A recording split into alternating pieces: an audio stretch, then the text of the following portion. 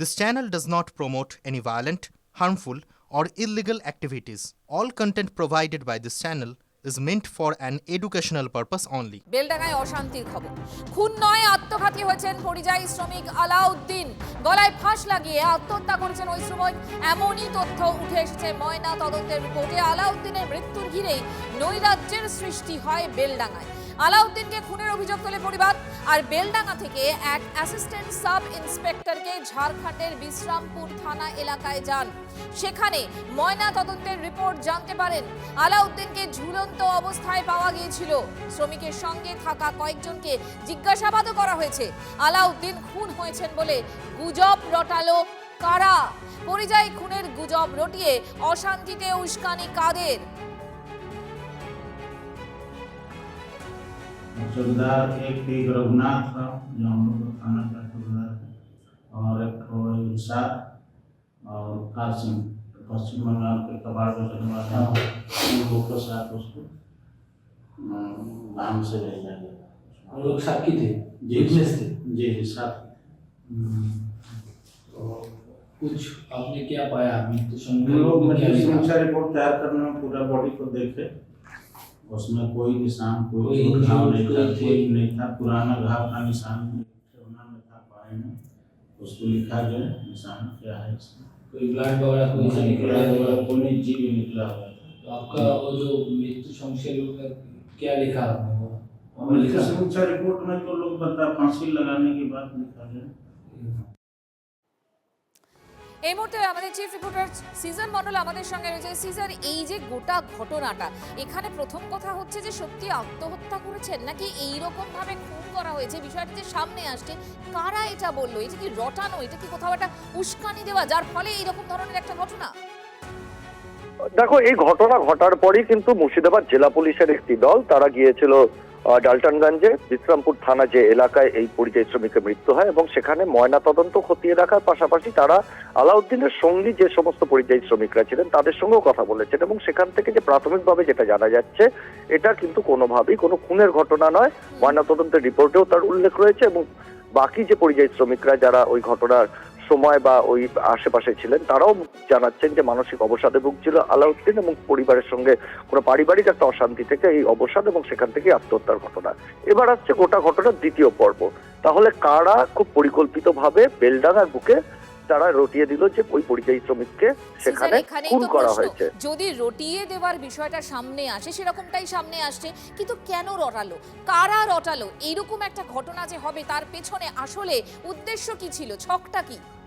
দেখো, সেটা এখনো স্পষ্ট নয়, কিন্তু অশান্তি বাঁধানোর যে পরিকল্পিত অশান্তি হয়েছে সেটা স্পষ্ট, এবং সেটার যে রাজনৈতিক উদ্দেশ্য প্রণোদিত সেটাও কিন্তু স্পষ্ট। কারণ এখন পর্যন্ত যারা এই ঘটনার সঙ্গে ঘটনার জেরে গ্রেপ্তার হয়েছে তাদেরকে জিজ্ঞাসাবাদ করে কিন্তু এটা স্পষ্ট যে সমাজ মাধ্যমে উদ্দেশ্য প্রণোদিত কিছু পোস্ট করে এই গুজবটাকে তৈরি করা হয়েছিল যাতে মানুষকে অশান্ত করা যায়, এবং পরিযায়ী শ্রমিক নিয়ে যে মুর্শিদাবাদের মানুষ বা ওই এলাকার মানুষের যে আবেগটা রয়েছে সেই আবেগটাকে উস্কে তাদের আবেগকে ভুল পথে পরিচালিত করার চেষ্টা করা হয়েছে, এবং সেটা খুব সুপরিকল্পিতভাবে হয়েছে, রাজনৈতিক উদ্দেশ্যেই হয়েছে। এবং কোন রাজনৈতিক দল বা কোন গোষ্ঠী করেছে সেটা এখনো স্পষ্ট না হলেও এর পেছনে যে রাজনীতি রয়েছে সেটা কিন্তু স্পষ্ট। সিজার, আপাতত তোমাকে ধন্যবাদ। অর্থাৎ সিজারের কথা অনুযায়ী এর পেছনে রাজনীতি রয়েছে সেটা স্পষ্ট, কিন্তু কারা এই ধরনের রাজনীতি করলো, এর পেছনে কারা রয়েছে সেটা এখনো পর্যন্ত স্পষ্ট নয়। আমাদের একেবারে মুর্শিদাবাদের যিনি প্রতিনিধি কৌশিক আমাদের সঙ্গে রয়েছেন, তার সঙ্গে একটু কথা বলি। কৌশিক, সাধারণ মানুষের সঙ্গে তো কথা বলেছো, তুমি এলাকাতে রয়েছো, তুমি কি বুঝতে পারলে যে শুধুমাত্র সন্দেহের বশে এরকম ধরনের ভাঙচুর, এরকম ধরনের একটা গুজব রটে গেল, এত বড় একটা ঘটনা হয়ে গেল, আসলে কি? দেখো, যে এই যে ঘটনা শুধুমাত্র যে এটা মানে গুজব এমনটা নয়, উদ্দেশ্য প্রণোদিত ভাবে এই গুজবটা ছড়ানো হয়েছিল, এবং তার পরবর্তীতে সেই রাস্তা অবরোধ, তারপর ট্রেন অবরোধ, জাতীয় সড়ক অবরোধ এবং ভাঙচুরের মতো একটা অস্থির পরিস্থিতি তৈরি হচ্ছিল, নৈরাজ্য সৃষ্টির চেষ্টা করা হয়েছিল। এবং সিজারদা যেমনটা বললেন যে রাজনৈতিক উদ্দেশ্য, প্রথমত রাজনৈতিক উদ্দেশ্য তো আছে, তবে কোন দল সেটা স্পষ্ট নয়। তবে একটা যে সূত্রে যেটা জানা যাচ্ছে, উদ্দেশ্য প্রণোদিত ভাবে প্রথমে তৈরি করা হলেও তাদের কন্ট্রোলের বাইরে চলে যায়। এই যে মব প্রথমে এই পরিযায়ী শ্রমিক ইস্যুকে কেন্দ্র করে তারা প্রথমে সৃষ্টি করে, পরবর্তীতে তাদের যে সব নেতারা ছিলেন তাদের কন্ট্রোলের বাইরে চলে যায়, এমনটাও কিন্তু একটা আইবি সূত্রে জানা যাচ্ছে এবং তারা নিয়ন্ত্রণ করতে পারেন। ফলে তারপরে এই আন্দোলন আরো হিংসাত্মক হয় এবং নৈরাজ্য সৃষ্টি হয়। তবে বেশ কয়েকটা আরো কিছু ঘটনা রয়েছে এই পরিপ্রেক্ষিতে, এবং তার আগের রাতে যে শুক্রবার যে ঘটনা ঘটেছিল তার আগের রাতে কিন্তু একটা উস্কানিমূলক পোস্ট হয়েছিল। সেই সমস্ত কিছু বিষয় কিন্তু খতিয়ে দেখা হচ্ছে যে উদ্দেশ্য প্রণোদিতভাবেই কিন্তু এই ঘটনা ঘটানো হয়েছিল, সেটা তার স্পষ্ট। এবং এই যে রিপোর্ট, দেখো এখন পুলিশের পক্ষ থেকে যে এলাকায় কিন্তু পুলিশ মোতায়েন রয়েছে, এর পাশাপাশি যে কোর্টের নির্দেশ রয়েছে সেই কোর্টের নির্দেশে এলাকায় কিন্তু কেন্দ্র বাহিনী জওয়ানরাও রয়েছে, অর্থাৎ ওই এলাকায় যাতে অপ্রীতিকর ঘটনা না। আপাতত তোমাকে ধন্যবাদ।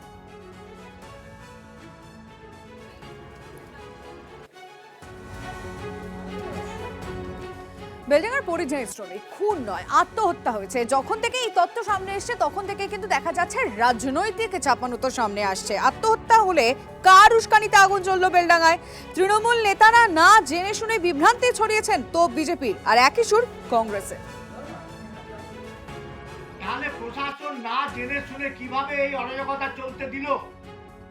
আজকে যে অরাজকতা যারা করেছে তাদের জন্য দায়ী কে? আমাদের বহরমপুরের সাংসদ ইউসুফ পাঠান তাহলে কি না জেনে শুনে নাটক করতে গিয়েছিলেন ওই বাড়িতে? বিজেপি মেরেছে, আরএসএস মেরেছে, এইভাবে তৃণমূলের নেতারা যে বাজার গরম করে উস্কানি দিয়ে জিহাদিদের দিয়ে যে বেলডাঙ্গাতে তাণ্ডব ঘটালো তাকে ধিক্কার জানায়। তাহলে শুধু শুধু বেলডাঙ্গাতে তাহলে আগুন জ্বলছে, শান্ত করার বদলে পরিবেশ কিন্তু অশান্ত করে তুলছে প্রশাসনিক অদক্ষতার জন্য। প্রশাসন বলবে আমাদের উপরে উপরওয়ালার চাপ আছে, সে তো আছে। এই ঘটনায় সরকারের আরো নীতিবাচক পদক্ষেপ করা উচিত ছিল, যা তারা করেনি। আগামী দিনে বেলডাঙ্গাকে নিয়ে নতুন করে ভাবনা করা উচিত।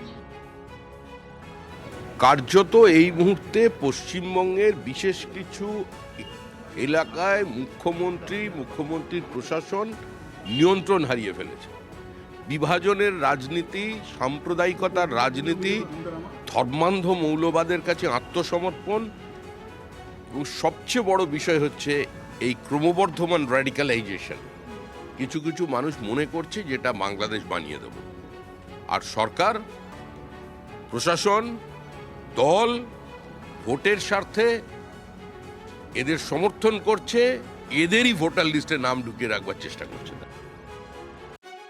বিজেপির মদতে এই রাজ্যেও এই মুর্শিদাবাদ জেলাও তারা করছে, তার প্রমাণ হয়েছে। কারা এগুলো করেছে তারা অ্যারেস্ট হয়েছে। সেখানে কংগ্রেসেরও আছে, মিমেরও আছে, অনেক আছে এরকম যারা এই মুর্শিদাবাদ জেলাটাকে অশান্ত করতে চাইছে। হ্যাঁ, তারা অ্যারেস্ট হয়েছে। আরও নিশ্চিতভাবে যারা সরকারি সম্পত্তি ভাঙচুর করবে, নষ্ট করবে, নিশ্চিত তাদের বিরুদ্ধে আমি করলেও আমার বিরুদ্ধে আমি অ্যাকশন নেওয়ার জন্য আমি পুলিশ প্রশাসনকে অনুরোধ করব। আমি করলে বা আমাদের দলের কেউ করলেও তার বিরুদ্ধে অ্যাকশন নেওয়ার জন্য নিশ্চিতভাবে অনুরোধ করব।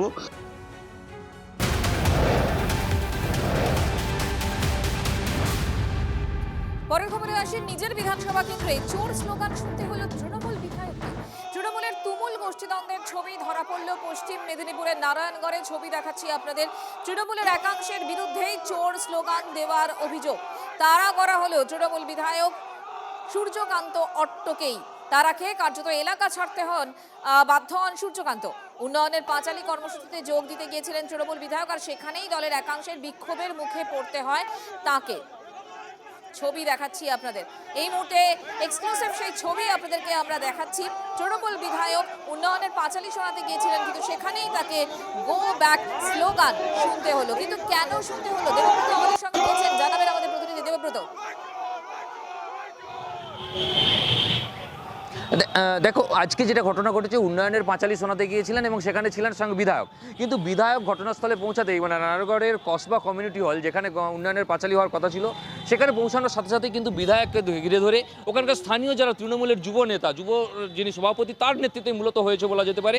এবং সেখানকার যারা সাধারণ মানুষ, তাদেরকে সাথে নিয়ে কিন্তু বিধায়কের বিরুদ্ধে স্লোগান দিয়েছে, পাল্টা স্লোগান তোলা হয়েছে, চোর স্লোগান তোলা হয়েছে, গো ব্যাক স্লোগান তোলা হয়েছে। এবং ঘটনা যেটা হয়েছে, সেখানকার মানুষের কর্মীদের সুব্রত, দাবি দেখো, দলের যে কর্মীরাই এলাকার চোর মানুষকে স্লোগান সাথে না তুলছেন। নিয়ে যারা তৃণমূলের পুরানো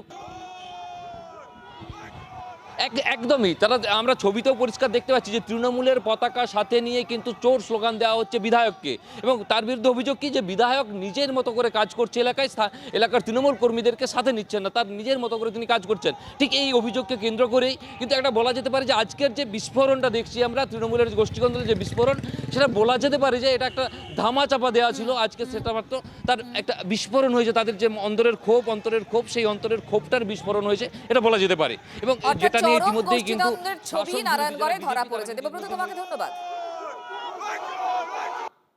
নারায়ণগড়ের তৃণমূল কর্মীরা জেগে গেছে, প্রকৃত যারা তৃণমূল কর্মী তারা জেগে গেছে, তারাও চাইছে যে এই নারায়ণগড়েরও পরিবর্তন হোক পশ্চিমবঙ্গের সাথে সাথে। ফলে এই রকম চোর জচ্চোর তৃণমূলের নেতারা আগামী দিনে কোনো বুথে যেতে পারবেন না। সব জায়গায় সাধারণ মানুষের আগে তৃণমূল কংগ্রেসের যারা প্রকৃত নেতা কর্মী আছে, যাদের হাত ধরে তৃণমূল কংগ্রেস এসেছিল, তারাই দাঁড়াবে এবং তাদের কাছে এখন বিকল্প বিজেপি। আর এই ইস্যুকে কখনোই বিজেপি ছেড়ে দিতে পারে না। নারায়ণগড়ে তৃণমূল কর্মীরাই চোর তাড়ানোর উদ্যোগ নিয়েছেন, তার জন্য তৃণমূল কর্মীদের সাধুবাদ জানাই। সোশ্যাল সাইটে শাসক দলকে খোঁচা দিয়েছেন এভাবেই সুকান্ত মজুমদার। একই সঙ্গে কেন্দ্রীয় মন্ত্রীর কটাক্ষ, তৃণমূল ছোট বড় নেতারা দুর্নীতির নজির গড়ে চলেছেন। প্রতিদিন যেন আগের চুরির রেকর্ড ভেঙে নতুন রেকর্ড তৈরি হচ্ছে। দুর্নীতির ভারে শাসক দলের ভীতি ভেঙে পড়েছে। চোর চোর স্লোগান রাজ্য জুড়ে আছড়ে পড়বে খোঁচা সুকান্ত মজুমদারের।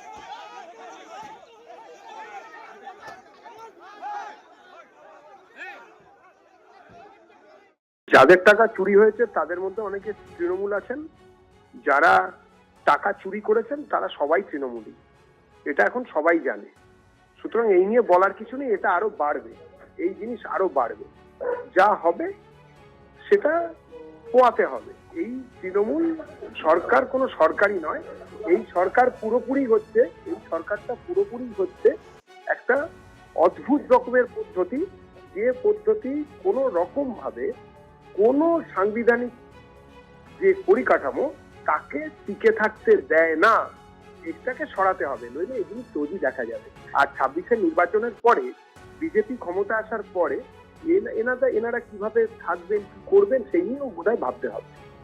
বিজেপি মুখপাত্রের বক্তব্য আপনাদেরকে শোনালাম, সুকান্ত মজুমদার পোস্ট করেছেন, আপনাদেরকে দেখালাম। এই মুহূর্তে তৃণমূল কংগ্রেসের পক্ষ থেকে মুখপাত্র তন্ময় ঘোষ আমাদের সঙ্গে রয়েছেন। তন্ময় বাবু, এই মুহূর্তে দাঁড়িয়ে নারায়ণগড়ের ঘটনা আমরা যেটা দেখছি যে শাসক দল মানে তৃণমূলেরই বিধায়ক তিনি চোর স্লোগান শুনছেন কাদের কাছ থেকে? দলেরই কর্মী সমর্থকদের। তারা বলছেন যে বিধায়ক তাদের সাথে কথা বলে না, শোনে না কথা, নিজের মতো কাজ করেন। বিজেপি যে কথাটা বলছে সুকান্ত মজুমদার স্পেসিফিক্যালি, তিনি বলছেন যে আসলে তৃণমূল কংগ্রেসের কর্মী সমর্থকরা চোর তাড়ানোর উদ্যোগ নিয়ে ফেলেছেন, নিজেরা নিজেদের চোর যেভাবে কাজ করছেন তাতে একের পর এক রেকর্ড ভাঙছেন। কি বলবেন তন্ময় বাবু? কোথাও কিচ্ছু ঘর ভাঙার জায়গায় নেই। নারায়ণগড়ের বিধায়ক সূর্য ওখানে যথেষ্ট জনপ্রিয় এবং মানুষের সঙ্গে থেকেই কাজ করেন বলে আমার কাছে যতদূর আমরা খবর রাখি। কিন্তু যে ঘটনা ঘটেছে দেখতে হবে যে এর মধ্যে বিজেপি সব নাটক করছে, সেখানে বিরোধী দলের অর্থাৎ বিজেপির লোক ঢুকিয়ে দিয়ে এই অপটিক্স তৈরি করার চেষ্টা করছে কিনা সেটা দেখতে হবে এবং আমরা অতি সত্বর জেনে যাব। আমাদের ছবি আমরা দেখছি যারা চোর স্লোগান দিচ্ছেন হাতে তৃণমূল কংগ্রেসেরই পতাকা রয়েছে। বিশ্বাস যে বিজেপি সারা জায়গা জুড়ে যখন ভোটের ময়দানে লড়ে পারছে না তখন এই ধরনের হয়তো অপটিক্স তৈরি করার চেষ্টা করছে। ধন্যবাদ আপনাকে।